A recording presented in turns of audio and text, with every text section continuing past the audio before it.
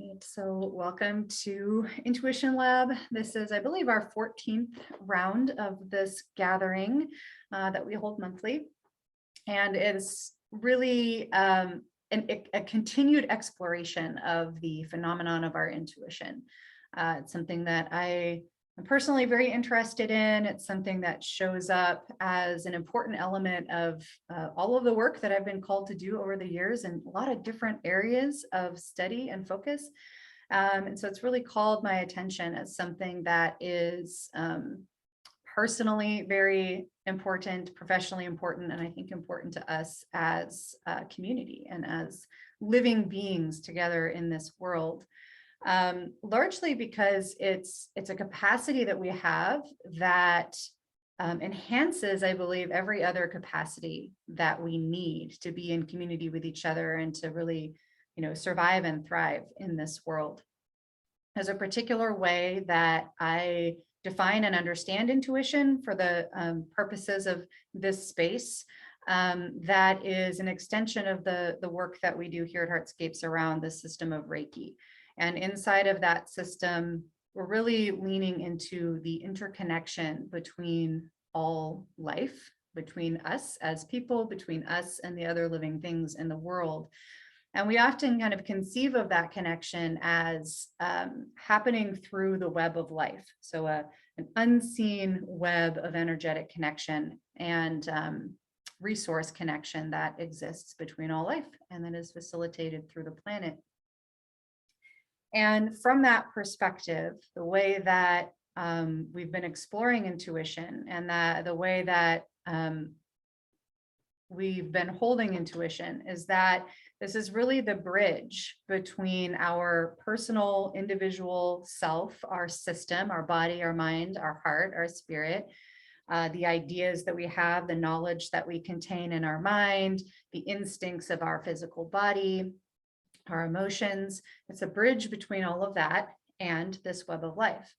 And what that means is that it gives us access to information that's outside of our direct experience. It gives us feelings and thoughts and impulses that come to us through this interconnection, that because we are interconnected with each other, we can feel each other and we can help to inform each other in ways that are a little bit mysterious and a little bit unseen. And so in this journey of Intuition Lab, which is held as a lab, meaning we're in question, we're in curiosity, we're in experiment. I don't have all the answers. I just come with some questions and some perspectives. And oftentimes we build on that together by including your perspectives and your experiences and questions. So we've explored a lot of aspects of intuition, including, how does it speak to us? How do we sense it? What's the difference between the voice of our intuition and other parts of ourselves that, give us thoughts and give us information that might not be so complete and so connected? And then what do we do with that? What are some of the ways in which that shows up in our life and ways that benefit us or challenge us? And so for today, I wanted to lean a little bit more into that question of what is a specific way in which our intuition is applicable in our life? And that comes through the work around holding space. I've been working back through this book called The Art of Holding Space by Heather Plett. I don't know if you're seeing that front ways or reverse ways on the camera, but The Art of Holding Space, the Practice of Love, Liberation, and Leadership by Heather Plett.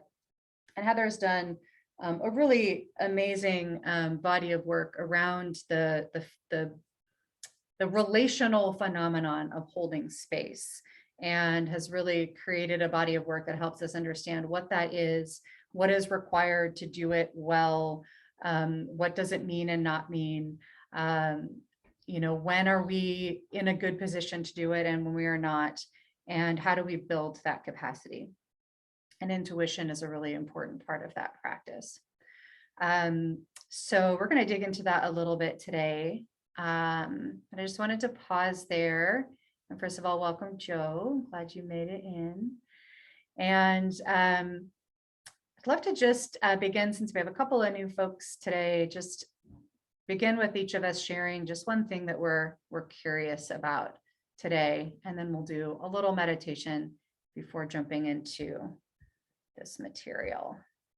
So if anybody is willing to share one thing that you are curious about today, either specific to why you came to Intuition Lab or just something in general in your life.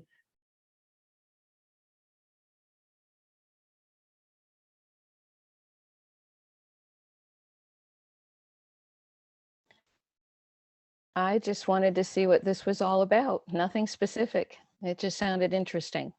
Awesome. Thanks for giving it a try, Val. And Val told me about it, so that's why I'm here. I had been to one other one, a symposium or a talk on intuition.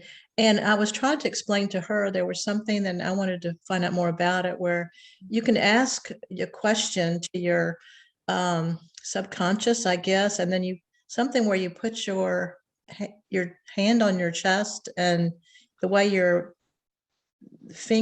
lift your fingers and you try to push one down or something like that. Can you explain a little bit about that? Maybe something like that. Yeah, I'll speak to my understanding of what that is in just a sec. Yeah. Joe or Jewel, what are you curious about today?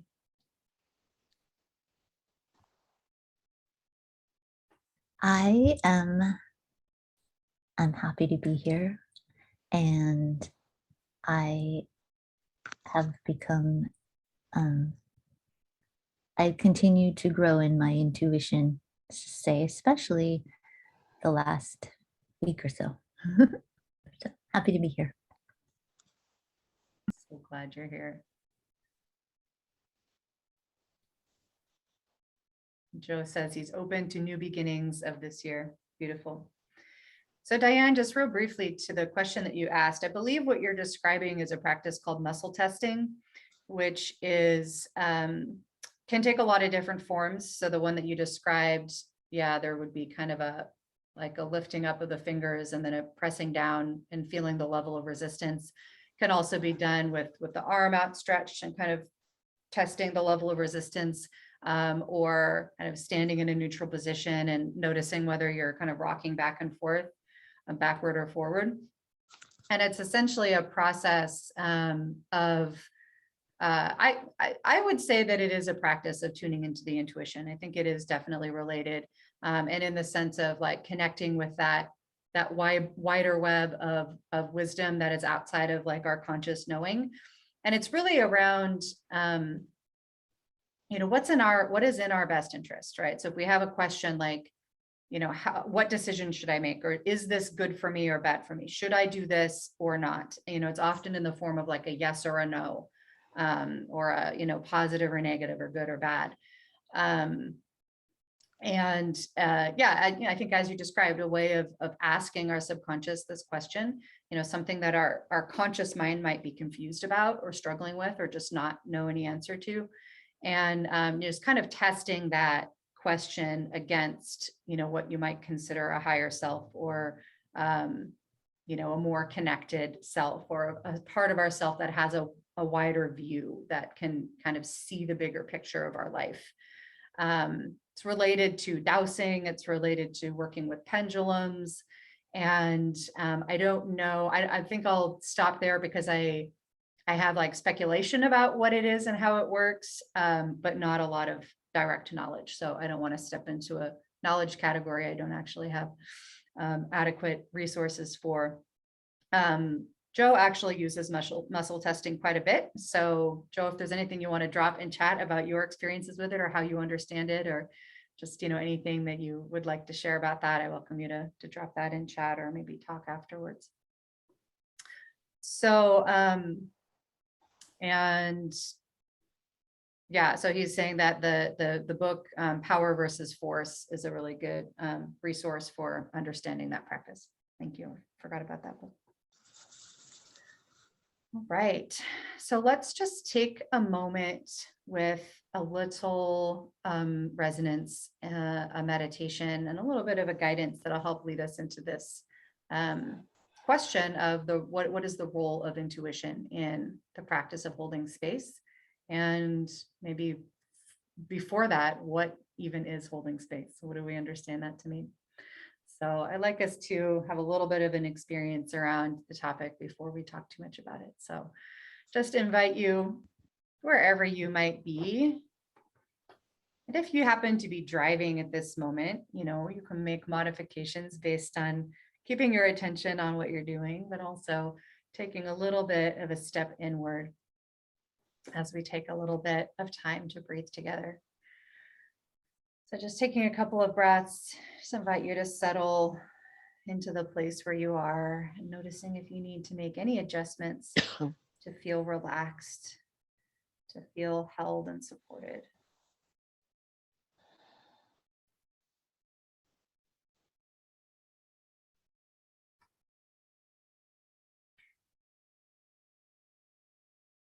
And with your next couple of breaths, just gently inviting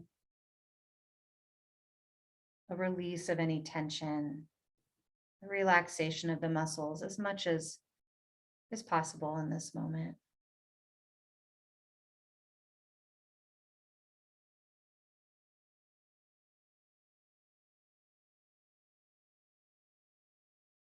Letting the exhale release our body into the holding of gravity and the support below us. Just noticing for a few moments that sensation of being strongly held by the ground.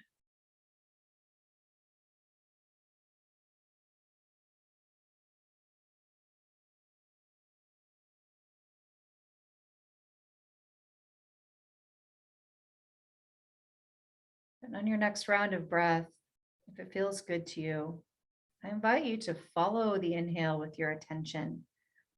Rest your attention on the sensation of the breath moving in and down into your belly. Gently drawing your attention in and down. And seeing if you can rest your attention, focusing your attention in your low belly, just below the belly button and deep in the center of the body. Let's just take a few breaths, if it feels good, practicing this point of focus.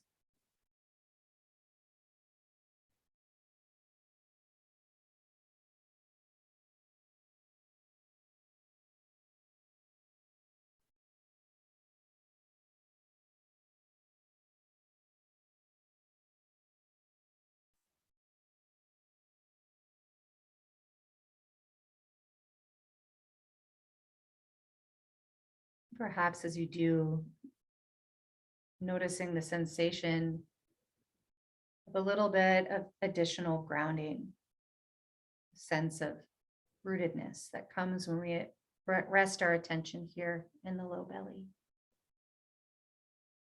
And then from this rooted perspective or this grounded sensation,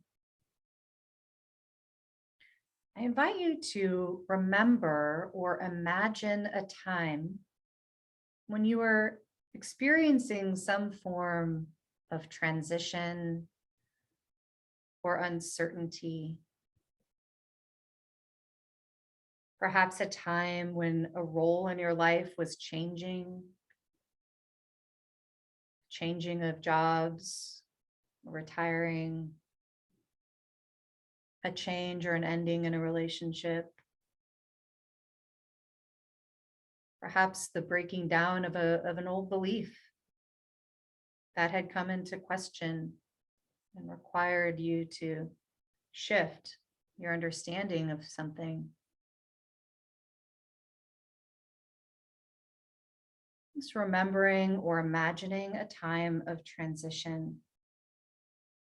And in particular, that moment in the transition that's in between, the liminal space,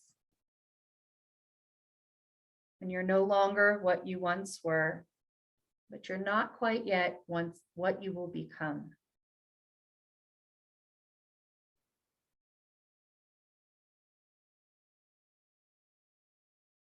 that moment of uncertainty when things perhaps have felt like they've come apart and not yet been put back together.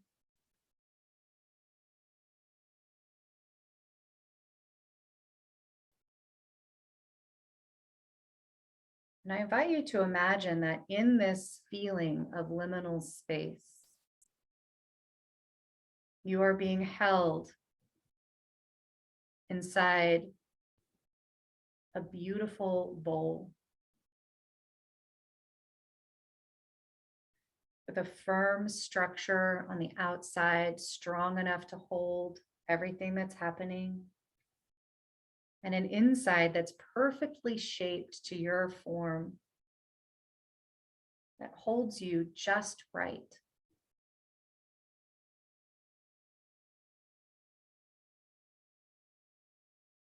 That doesn't hide you or buffer you, or prevent you from moving through this change, but holds you in it strongly. Notice the qualities that you need inside of this space. Generosity, non-judgment, kindness, listening, a need to be understood.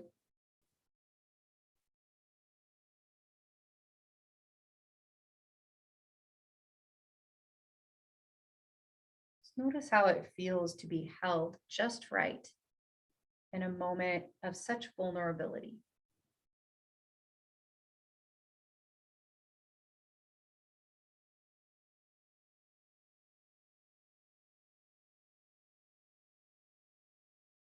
And inside the bowl, the very inside where you're being held, is everything that you need to move through transition, to feel a sense of resilience inside of it.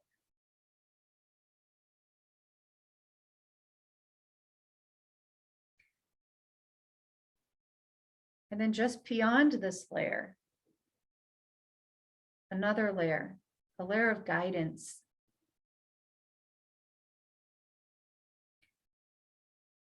The qualities that are helping those who are holding the bowl to be that perfect space of support.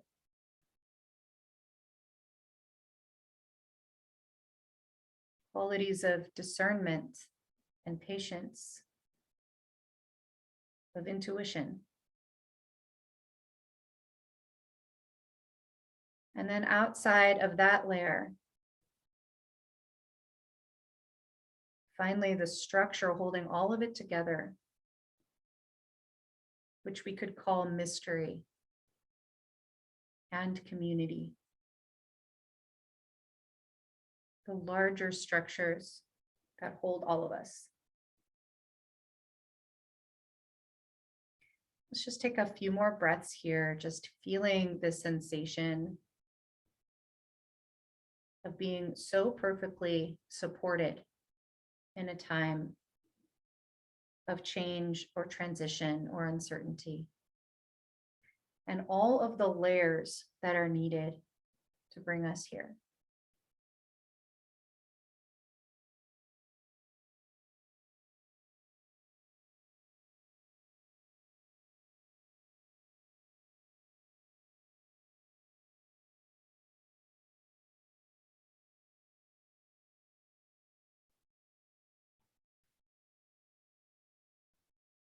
And with a breath of gratitude for all of the times when we have been held in this way. And perhaps a breath of compassion for the times when we were not.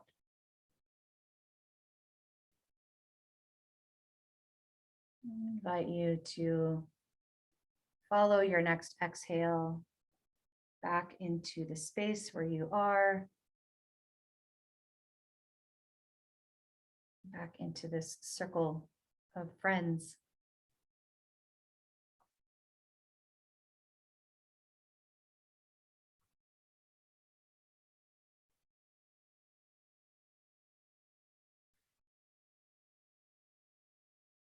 Welcome back.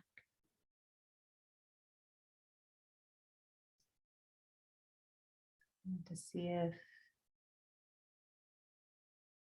there was anything that any of you wanted to share from that experience before we get into some more concrete definitions of things. Thank you for the heart, Jewel. I hope that means it was a good meditation.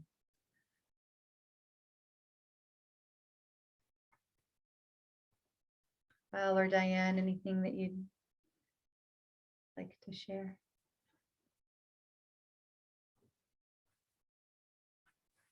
And if you're talking, you're muted. Oh, good. I'm glad the timing was good. I love it.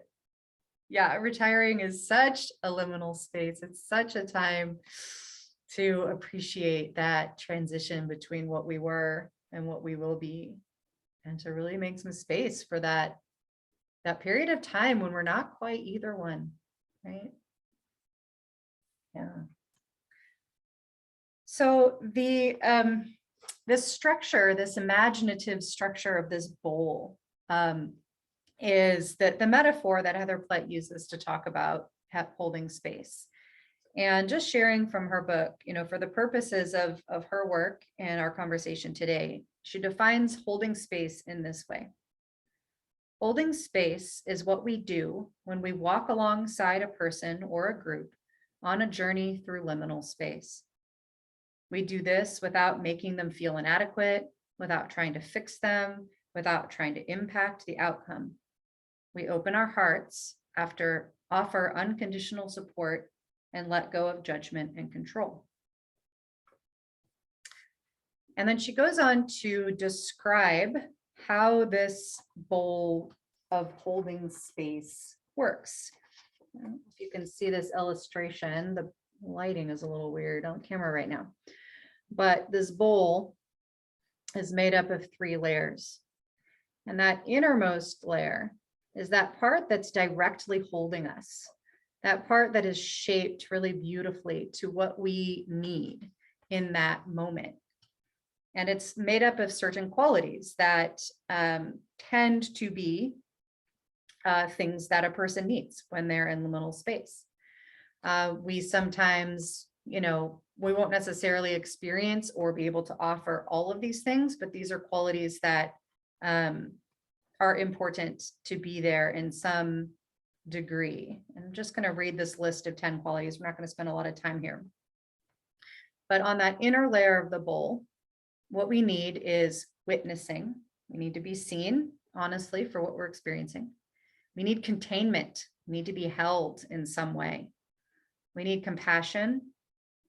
We need selective non-judgment. We need somebody to be non-judgmental in how they hold us, but she goes on to explain selective non-judgment, meaning there are certain times when things that we're doing are actually causing harm that need to be named and not just accepted.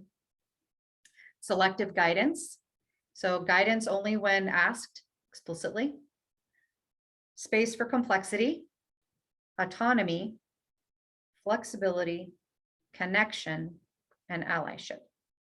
So those are the qualities that are that Heather identifies as being things that we will tend to need when we're in this liminal space, and things that we can offer to another person if we're holding space for them. She goes on to detail all of those quite beautifully in the chapter. On the outside of the bowl, the very outside layer is what is supporting the person who is holding space and what is supporting the process. And she describes that as being a combination of our community, right? So the wider layers of people who are in our life that can help the person holding space to feel strong and resilient, and that our needs are being met also. Because if our needs are not being met, then we actually can't hold space in a healthy and authentic way.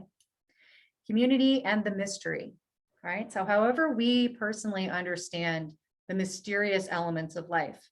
And I would say for our purposes in Intuition Lab, this is that web of life. This is that unseen structure that connects us and holds us. So that's what's supporting the whole process. But that inner layer in between what we need as a person who's in a delicate liminal space, and what's holding the process of holding that space. This inner layer is the qualities that are guiding the person that's holding space. So what do we need as a person who wants to show up for somebody who's having a hard time or who's in a transition in a liminal space? What do we need, right? What do we need to show up with? What are the qualities that help to guide us to do that job well?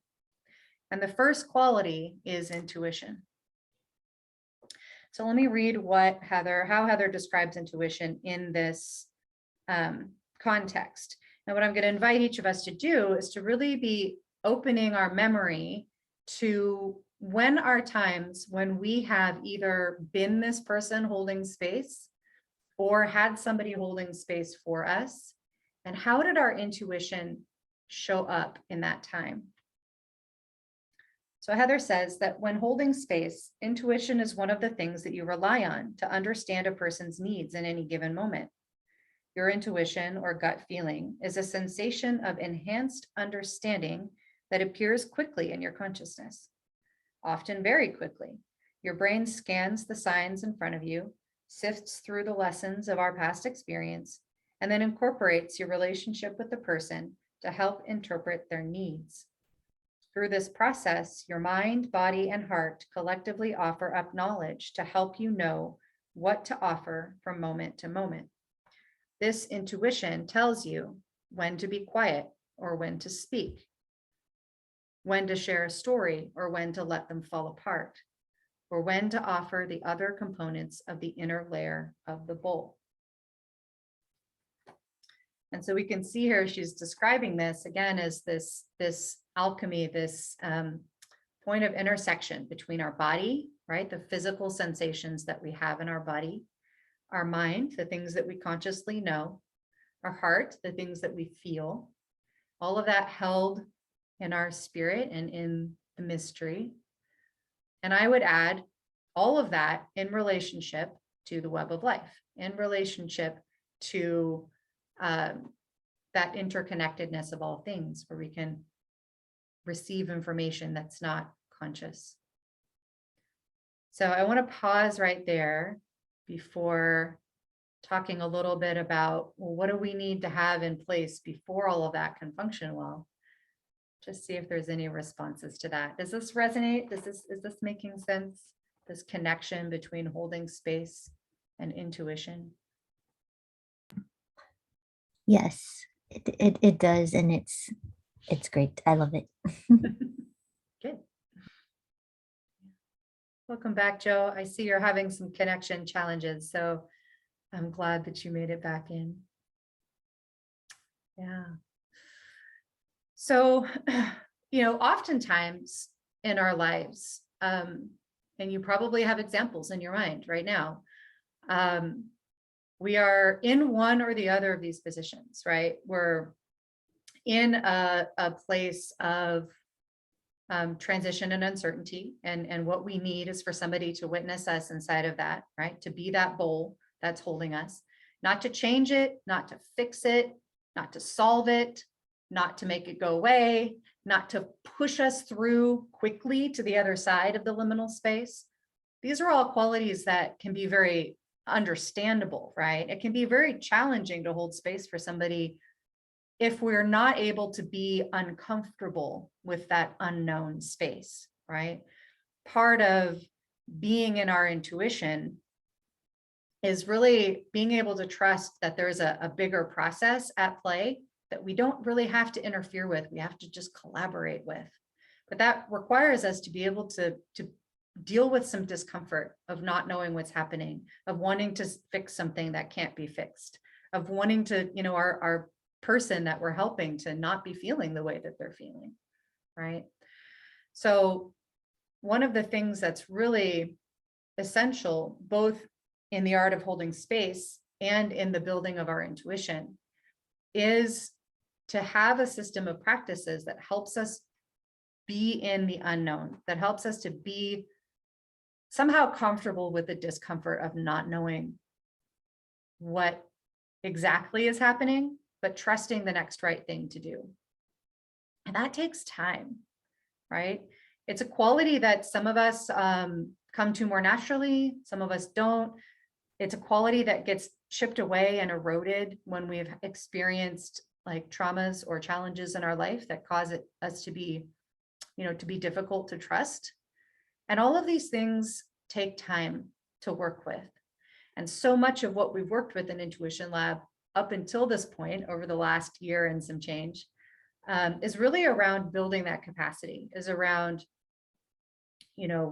nurturing our sense of trust in ourselves and in processes, and kind of clearing away the parts of ourselves that are operating out of fear, or that are operating out of anger, that are operating out of a need to protect us from harm, which is a very valid need. And so those needs need to be met. So working with those parts of ourselves so that they can step aside and allow the intuition to speak. And when that is functioning well, and when we're therefore with somebody who is in liminal space, who's in that transition, who's uncertain about what's happening to them or where they're going, and maybe is feeling afraid, we're able to step into that space with them and represent a willingness to not know, a willingness to be a little bit uncomfortable, or maybe a lot uncomfortable, a willingness to say that, it's okay not to know. And when we are able to do that, oftentimes we start to get that collaboration with the mystery, right? And that shows up through our intuition. It shows up through impulses that we might have. It shows up through little points of knowing of what a person might need in that moment, of saying just the right thing, or of choosing not to speak at all and having that be perfectly right, of bringing a particular resource to them, right? Like showing up with exactly the right kind of tea that will help them feel soothed in that moment. I'm wondering if anybody has had these kinds of moments where you either sensed something that somebody else needed and were able to respond in a way that really supported them, or if you had somebody do that for you. All of a sudden, they seem to know exactly what to share, to say, to bring, to do. That was exactly what you needed in that moment. Has anybody had an experience like that?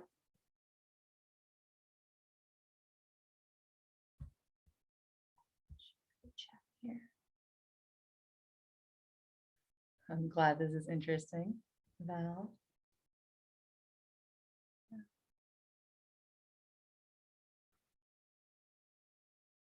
Any memories or experiences are coming up for anybody?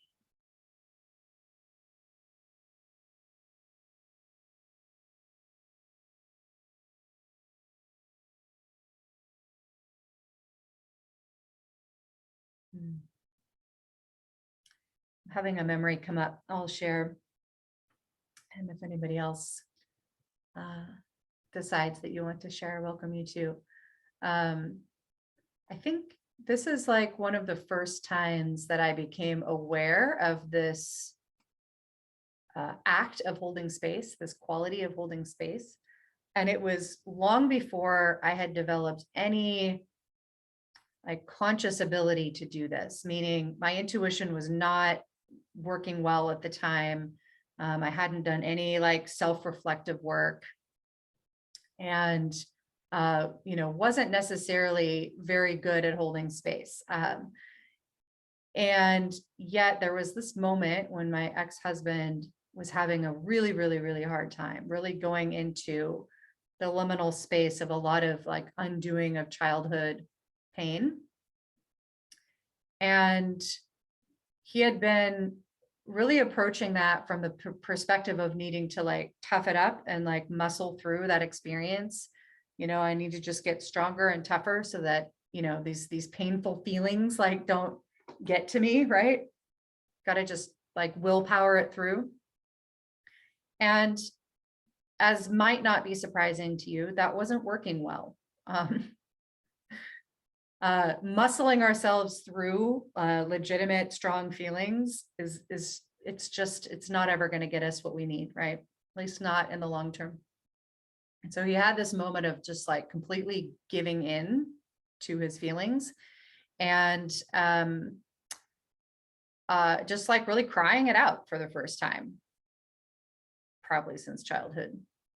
And I remember this moment of like needing to choose a certain path, right? Because the way that I was at the time was really like, I need to fix this. Like he needs to not be breaking down right now. And so I need to do something to make him stop doing that, right? Like I need this to be fixed and like not so intense right now. But for some reason in that moment, I became aware that that was not at all what was needed, that actually what he was doing was good and correct and necessary, and that I should not interfere with it or try to stop it. But I also knew that I shouldn't walk away from it, right? I also knew that I shouldn't turn away, because that would be indicating to him that there was something wrong with what was happening. And he desperately needed to know that nothing was wrong with what was happening for him. And so it was just this moment of choosing to just sit in the room with him while he went through whatever he needed to do. And I was uncomfortable and I didn't know what to do and I didn't know what to say. And so I just didn't say anything. And that was probably the best thing I could have done, because there wasn't actually anything that my conscious brain in that moment knew to do, right? I didn't have the knowledge that I needed to help. But somehow I was plugging into that sense of intuition that the best thing to do was to just be present and to just listen and to just be there and not try to change it. And it wasn't until years later that I realized that that was holding space, that that's what that was, and started kind of consciously building those skills. So a couple of you dropped in. Oh, Jewel, you experienced during our distance Reiki session earlier this week. I'm so glad. Val, I have a friend who is very insecure, very outwardly emotional. It's a challenge for me at times to know how to react or respond. Yeah, it really can be, right? And it's like when it's somebody close to us, sometimes it can be even harder because we really care about them, right? On the one hand, we really care. We really want this person to be okay, right? On the other hand, the people who are closest to us, like there's a way in which their well-being impacts our well-being. And I know for me as a recovering codependent, there was a long period of time in my life where I couldn't actually feel okay myself if the people who are close to me weren't okay. And that was profoundly debilitating because sometimes people aren't okay, right? But if my well-being is totally tied up in everybody else's well-being, then I'm just a slave to that, right? I can't actually be okay and joyful in my own self because I'm dependent on other people, right? And so that's one of the things that I personally needed to undo. I needed to work on codependence and Codependence Anonymous for 1.5 years so that I could learn how to be okay for myself so that the people around me, I could just allow them to be how they were without trying to change them. And so I don't know if that's anything that's happening in this, but that's just one way in which it can be really difficult when the people who are close to us, good friends, family, partners, children are not okay, right? Because their well-being might be connected with our well-being. So that's one of the things that we get to work on, right? And I say that intentionally, we get to work on it because sometimes it can be feeling like, I don't want to work on that. That's hard. Why do I have to work on that, right? I have said that so many times over the years, but I say it intentionally as we get to work on that, because anytime we can confront something about us that is in the way of our own peace, of our ability to be compassionate with ourselves and others, our ability to be grateful for what we're experiencing. Anytime we are overly attached to the things we're afraid of, the things we're angry about, the things we're sad about, all of that gets in the way of our joy and our ability to be joy in and for and with other people. It's in the way of our ability to hold space. Heather doesn't explicitly name joy in the qualities that she names around holding space, but I feel that it's possibly a fundamental outcome of the process. It's an outcome of clearing away these things that are in the way of our well-being, clearing away these things that prevent us from showing up for the people that we encounter, whether they're loved ones or just someone that we happen to be with when they're in a moment of difficulty, and we happen to be the person who's able to witness them and hold space for them. Because when we do that, joy is a natural outcome for ourselves and for those other people. I don't know if you've ever had an experience of going through something really hard and maybe painful or maybe grieving. And because of the quality of the space that was being held for us, or that we were holding for ourselves, we were actually able to touch into the experience of joy, even right alongside that pain or grief. Those moments are so special, but they don't have to be uncommon. In fact, I think that one of the greatest indicators that we are in a healthy, balanced, whole, connected, interconnected place is that we're able to experience grief and joy, or pain and joy, in the same moment. We're able to feel the interconnection between the intensity of those feelings. That when we've lost something, which includes a person, a relationship, a sense of some part of ourself, a belief system, a role that we had, like when we retire, like when our kids grow up and move out, right? When we lose something that matters to us, and there's great pain in that the reason there's great pain is that there's also great love, which means that there's the possibility of joy. I feel like I'm going on a little bit of a tangent here, but these things are so closely connected to me. And, these are themes that we've been working with here in Intuition Lab and in other spaces that we facilitate. We just spent, a full month working with the Book of Joy and really working with the qualities of joy and what does it take to experience joy in the midst of all of the challenges of our life. And so many of those things are the same qualities that we need to hold space. And so many of them are also the same things that help us to develop our sense of intuition. It's like it's all interconnected. It all works together to bring us to a place of being a whole and strong and resilient and connected human. It's all the same. It's all the same work, just coming from different perspectives. There's a few comments that came through chat that I want to not miss. Oh, good. I'm glad that example was helpful for you, Jewel. Things are resonating with folks. Important point to make. Time to hold space for ourselves. Yeah. Yeah. And that's, there's a whole chapter about holding space for ourselves. Heather has a pretty comprehensive training program around holding space at the Center for Holding Space. And there's a whole module around holding space for ourselves.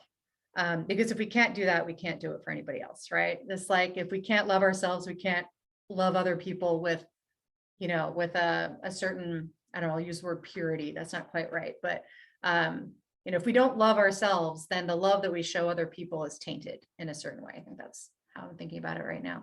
And if we can't hold space for ourselves, then the space that we hold for other people might include things like resentment, right? Oh, I gotta hold this for other people, but I'm not getting it myself, right?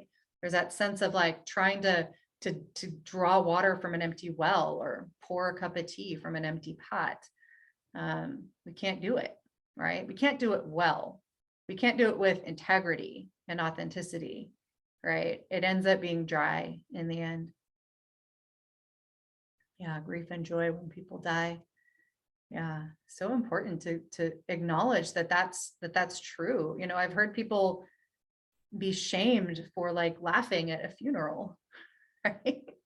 Finding joy in the memory of their loved ones, like as if that's not the perfectly appropriate place to have that experience, right? We should laugh together with our memories of the people we've lost, right? That's that connection between grief and joy.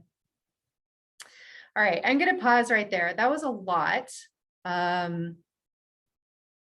was a little bit less focused than I had intended, but perhaps that was just right because, you know, again, these topics really interconnect with each other in so many ways. So that was a little bit of a like, here's a vast sea of things that we could explore. And in this short time, you know, we're going to be just in that space of curiosity and not in a space of coming to conclusions. So in our last 10 minutes here, I'd love to invite us to think about, let's just pause and just take a moment. Notice what of that whole speech perhaps resonated. Take a minute to notice the memories that came up for you, the situations that are present in your life right now, like the situation you named with your friend, those points of unknowing, things we might feel confused about.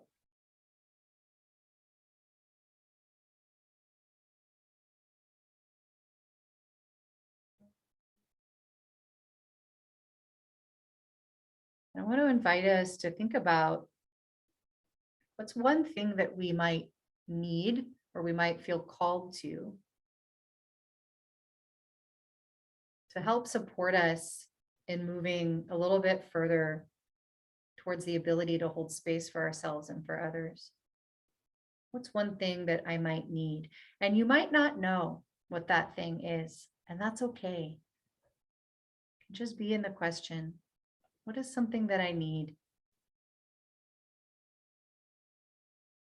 so that I can hold space for myself and for others? I can be that perfectly fitting bowl, supported by the mystery and by community.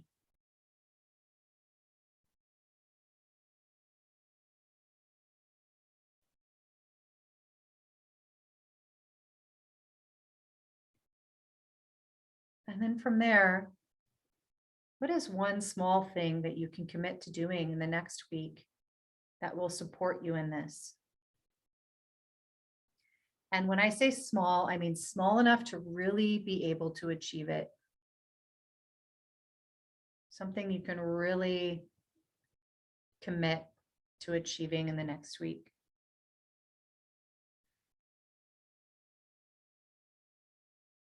One small thing you can do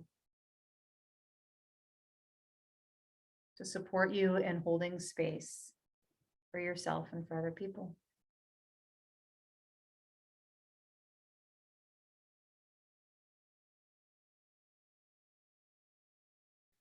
If you're feeling stumped about that in any way, here are some categories that action could potentially fall into.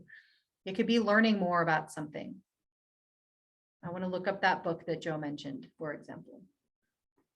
It could be offering yourself some kindness or self-care. It could be practicing listening to somebody without offering a solution. It could be journaling to get more clarity about what you need. It could be taking a walk and just noticing the world around you. It could be asking a friend to go to coffee so that you get a little bit of relaxation time with community. It could be lots and lots of things.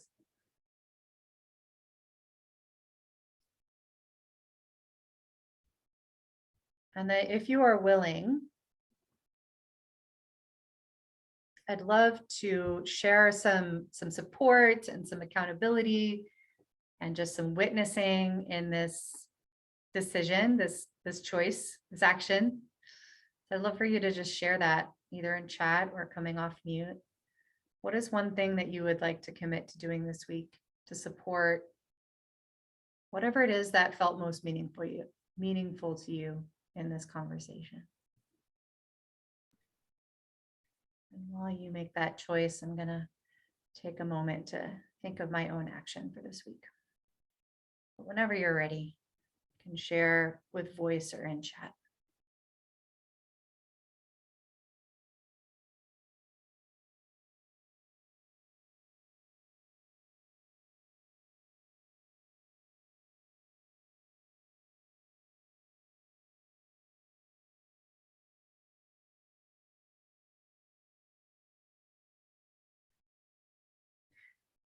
All right, I thought of my thing, so I'll get us started.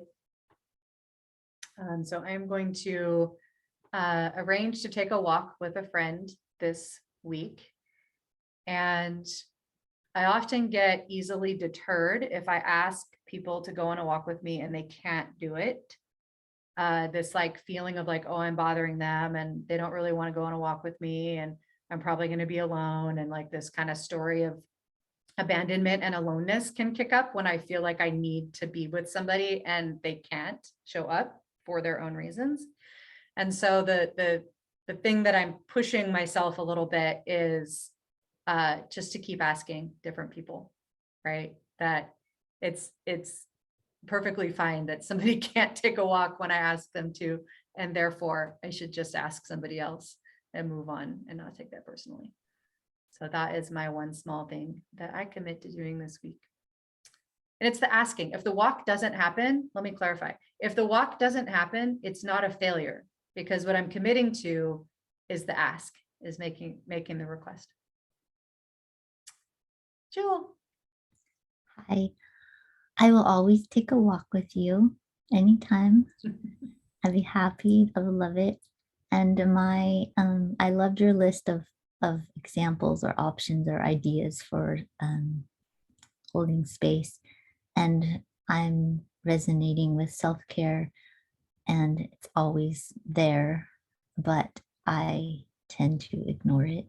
So I have a clear slate ahead of me at this point. So I'm gonna jump on that and really pay better attention to do that for myself, but not only for me, but for my whole family and community.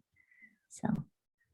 And is there one small piece of self-care, like specifically that you know that you can and would like to do? Yeah, so for me, it would be a yoga practice and also not beating myself over the fact that yoga can be as simple as standing up, stretching, moving myself in like even two poses, not the formal, I have to do a yoga app or I have to do a, like, I I just need to need do an to, hour of Bikram or I'm not doing it right. yeah, and just accepting and being appreciative of what I can do.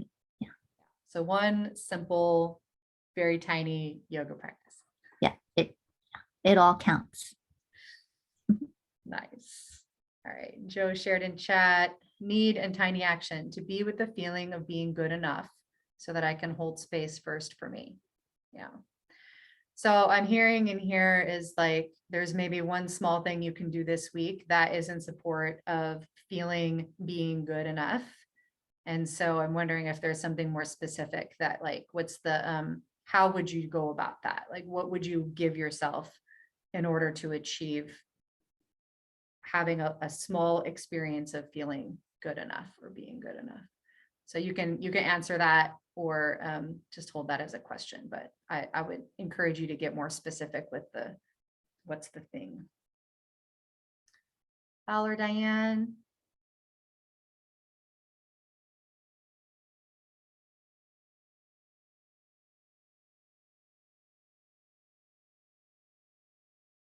Get over COVID. Oh, I'm sorry. Yeah. I support you in that intention. 100% good. I'm glad you're doing much better.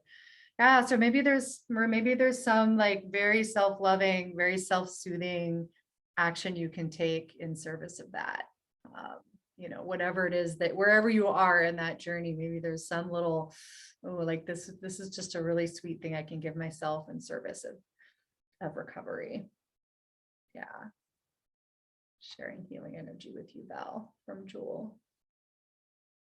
You're welcome. Diane, anything that comes to mind for you? And it's okay if not. So Joe, and it's more specific acknowledgement that nothing else external is needed. Awesome. So that acknowledgement could come in the form of simply stating it out loud, like speaking it to yourself. It could come in writing it down. Maybe you put it on a Post-it note, put it on your mirror. All right. Nothing external is needed. Put it on a Post-it note, put it on your mirror. Or maybe it's just taking a moment and just saying that to yourself and feeling it. Oh, Deanne's going to make you some soup. That's great, holding space. Beautiful. I love it. All right, my friends, thank you so much for being here today, for being in this question of what does it mean to experiment with our intuition. My intention is to continue holding Intuition Lab for a little while longer. I am moving towards building some sort of more coherent like class or offering or something. There's so much incredible wisdom and practices and insights that have come out of the last 14 sessions of Intuition Lab. And I'm really excited to find a way to really pull that together in a coherent way and kind of share it back. That is not immediately forthcoming, but in the works. In the meantime, we'll continue to gather on the first Wednesday of every month to be in the experiment of intuition. I always appreciate input on topics that we should explore or resources. If you've read something or done something that has to do with intuition that you thought was juicy, send it my way. I'm often inspired by things coming from other folks. Yeah, anything that you want to explore. This is an experimental space. So thank you all. I appreciate you. Have a beautiful day. If you want to share back what happened when you made your tiny change, when you did your commitment, I always love hearing what the impact of making one small action can be. So in the meantime, I love you. I'll see you again.